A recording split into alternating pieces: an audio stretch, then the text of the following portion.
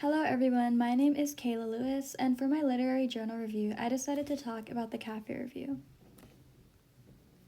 First of all, I wanted to do a review of the issues I decided to read from this literary journal. I read the fall 2023 issue first. I was especially drawn to the cover and was enticed to read more. The format of the website makes it really easy to choose between poems you want to read, so if you wanted to look at a specific poem, it would be pretty easy to find. So, after reading this issue, I had a couple of poems that were my favorites. They include The Last Kiss by Mossab Abu Toha and Spare Parts by Tony Kitt. For The Last Kiss, I was especially drawn to the romantic theme of the poem because it concerns a soldier saying goodbye to a significant other. And it creates a very somber imagery, but it's conveyed in such an emotional and beautiful way. For Spare Parts, I really like the metaphor carried throughout the poem and the imagery that Kitt used. In terms of key takeaways, I noticed a common theme throughout many of the poems that emphasize political topics like war and human rights. It also provides a space for cultural expression and for the complexities of life. Miho Nanaka's poem Crisis Kit demonstrated this use of cultural elements and imagery in her poem, which I found to be very beautiful. So I would definitely recommend giving her poem a read along with the other ones I have mentioned. For my other review, I read the Spring 2024 edition, which is the most recent one. From this issue, my favorite poems include Slow Motion Grief by Charlotte Matthews and In the Rain by Gerald McCarthy.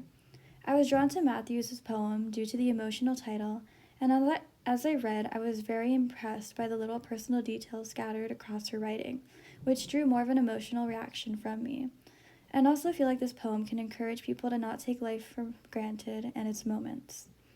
For McCarthy's poem, I liked the romantic theme and the detailed descriptions and imagery. I also found his use of recurring em dashes to be unique and something I want to include more of in my poetry. For this issue, I found it to be heavily focused on relationships and human connection. In the poems I mentioned, we see a relationship between a mother and her child, and then we see a more romantic connection in the other poem, In the Rain. Also, in Mary Paulson's poem, Isn't It?, we see this recurring theme but from a different perspective, expressing a frowned-upon love and form of expression that the narrator longs for. So, overall, I found this issue to have more literary works concerning a different topic than the other one I read, but I thoroughly enjoyed reading both and getting more awareness of new poets that I would want to read more from. Now I'm going to discuss more of a general information concerning the Cafe Review. So, for publishers and affiliations, the Cafe Review prides themselves on the fact that they are self-publishers. Therefore, they are not affiliated with any other organizations such as universities, and they do the work for publishing all on their own. With that being said, they do depend on the support from the artistic and creative community, and they take donations and sell subscriptions for their journal. Also, something exciting to note is that they are currently celebrating 35 years of their journal, and they started it in 1989 in Portland, Maine. In terms of how to obtain this journal, there are two options, in print and online. For in print, they offer printed copies of their journal, but they are limited to 250 copies per issue. So if you wanted a physical copy of this journal, I would recommend buying it sooner rather than later to ensure you get one before they sell out. And they are sold for $12. Something to keep in mind is that they are also offering digital copies which are free and easily accessible through their website, thecafereview.com. This was the route I decided to take when I read issues of the magazine, and it was very easy to navigate. This journal is published quarterly, meaning a new issue is released every season, fall, winter, spring, and summer. And I also included the cover design for the 2022 issues on this slide because I wanted to show you all how beautiful the cover designs were, and personally my favorite is the winter edition. In terms of what they publish, they offer a very diverse range of artistic pieces. They have a wide selection of poetry, but something that's really cool is that they also include poetry readings for some of their authors. So it's pretty similar to how we do our workshops because we get a sense of the original tone of the poem, along with any special pauses or breaks that are often missed in the written form.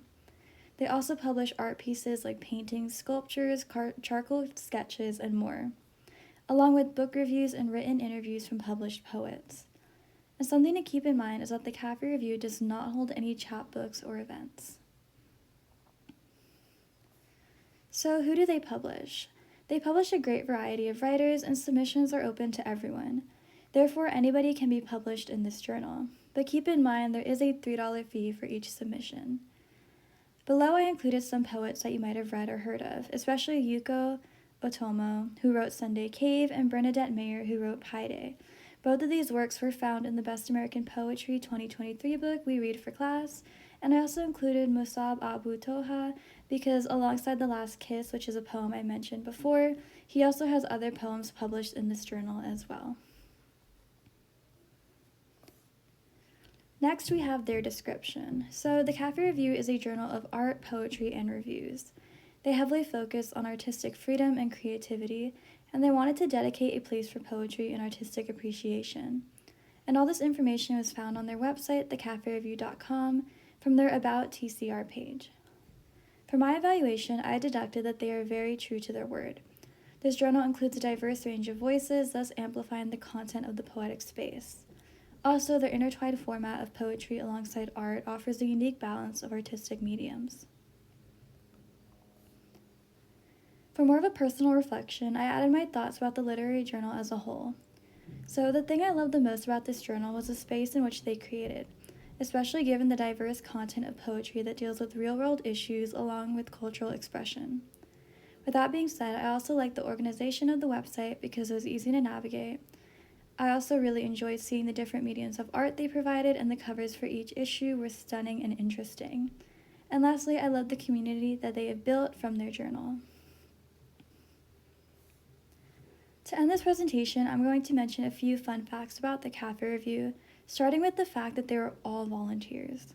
So they do not get paid at all for this, and that itself truly showcases their dedication and passion for art as a whole. Also, the origin story was very sweet. Basically, this journal was created after its founders went to poetry readings at a cafe in Portland, Maine, and they wanted to publish the work they listened to, which led to the creation of this literary journal I'm currently presenting. So maybe their story will inspire you to either create a journal or share your work with more people. So this is the end of my presentation. Thank you so much for listening, and I encourage you to check out the Cafe Review for some poetry and visual art.